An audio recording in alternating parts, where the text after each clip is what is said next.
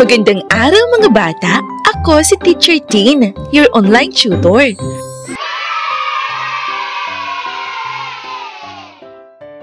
Ang pag-aaralan natin ngayon ay magbasa ng isang maikling tula. Handa na ba mga bata?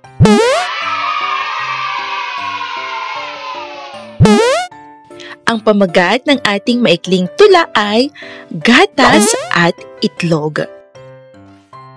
Gatas at itlog. Pagkaing pampalusog. Saging at papaya, pagkaing pampaganda.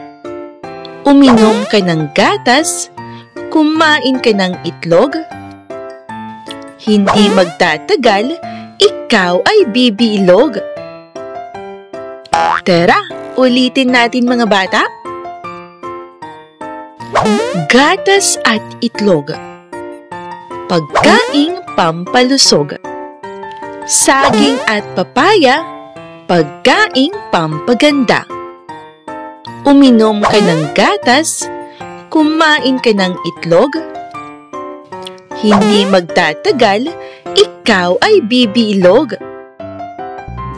Ayan mga bata, maraming salamat sa pakikinig at panunood.